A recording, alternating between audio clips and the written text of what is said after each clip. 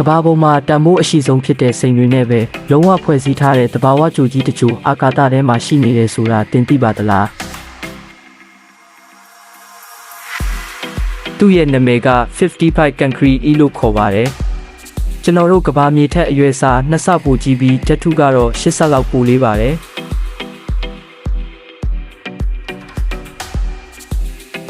ဒီဂျိုဟာသူ့ရဲ့ကျင်နဲ့အရန်နီးကပ်တဲ့အတွက်မျက်နှာပြင်အပူချိန်ဟာဒီဂရီ Celsius 2000ကျော်ရှိပါတယ်ဒီလောက်ပြင်းထန်တဲ့အပူချိန်နဲ့ဖိအားတွေကြောင့်ဂျိုးပေါ်မှာရှိတဲ့ကာဗွန်တွေဟာတန့်စင်တဲ့စိန်တွေဖြစ်ပြောင်းလဲသွားတာဖြစ်ပါတယ်သိပ္ပံပညာရှင်တွေရဲ့ခန့်မှန်းချက်အရဒီဂျိုရဲ့သုံးပုံတစ်ပုံဟာစိန်စစ်တွေဖြစ်နိုင်ပါတယ်ဒါပေမဲ့ကဘာကနေအလင်းနဲ့40กว่าမှရှိလို့တွားရောက်ဖို့ကတော့မဖြစ်နိုင်သေးပါဘူးကမ္ဘာအပြင်ဘက်ကအခုလိုအံ့ဩစရာလှုပ်ဝက်ချက်တွေကိုနေ့တိုင်းစူးစမ်းဖို့ Bright မြန်မာကို follow လုပ်ထားလိုက်ပါဦးနော်